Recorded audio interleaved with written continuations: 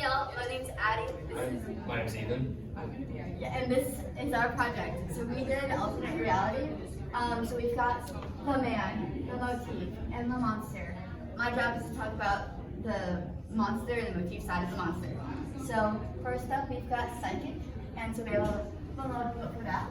And our quote discusses how Raskolnikov was trying to get into the minds of everyone around him, and he thought that he could read people's minds. And this ultimately led to a lot of strife because he's not a mind reader, he's just a human being. And it caused him a lot of anxiety because he was a very paranoid man. Secondly, we've got probes, and the probes quote talks about apparitions, which is the ghosts, which mainly is what Svidrigailov experienced. And so the probes right here mostly represent how the feelings of the apparitions lingered and continued to pester Raskolnikov the entire book, and they never really were explained, and they never really fully went away. Next, we've got the fact that this monster is just huge. He's a chunky dude. And so the quote discusses how Raskolnikov was so.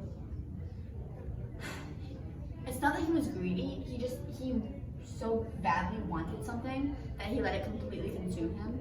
And this quote discusses how the monster within him consumed him entirely because of that great desire.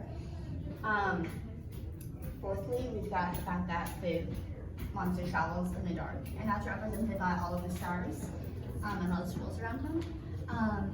So this creature partly possessed Raskolnikov's dreams, which was highlighted in the horse dream that he had. So this quote discusses the horse dream. And lastly, we've got the fact that the monster is a shapeshifter. So Raskolnikov just kept going back and forth between being kind of a decent dude, kind of, at the beginning of the book by helping some people out. And then this shape-shifting aspect of it describes how he just ended up turning into an absolutely horrible human being who deserved all the punishment that he got because he was a horrible person. But his quote is, "Am I a monster or am I a victim myself?" which explores the pure grief that he went through throughout the whole book. Alright, cool. Yeah, personally, my favorite quote is the huge, because let's be honest, this guy never skipped out on a meal.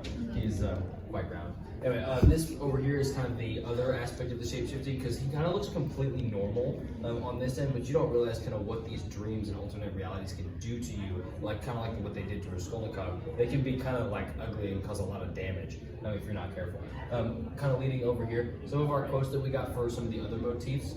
For religion, he talks a lot to Sonya about religion, and so religion kind of plays a lot between the two of those characters specifically. And so we took one of the quotes where he's kind of asking Sonya about some of his religion. For crime, our quote is kind of like in the middle of the crime. It kind of describes how he got blood on the axe and on his hands. And so that's quite a literal like interpretation of exactly like how crime played in this book. There was a lot of crime. The biggest, of course, being the double murders played within that Raskolnikov committed. Alienation, kind of like from the first page of the book, you can kind of tell that Raskolnikov's been almost alienated by society. He's a loner, he hates almost everybody around him, and frankly, people don't seem to like him too much either, but they still love him regardless. And so we got some quotes kind of from the first page about how humanity has kind of like almost turned their back on Raskolnikov. Socioeconomic, poverty is a huge kind of piece in this book, from like page 1 to page 385 or such. Raskolnikov is almost extremely poor throughout the whole book. And so that's kind of amplified by how he can't really pay his landlady. It doesn't really become a problem in the book because like she never like calls him out on it, but it's like said a couple of times that he never wants to see his landlady. He always avoids her as so that he doesn't have to pay anything back. But yeah, that was kind of our project.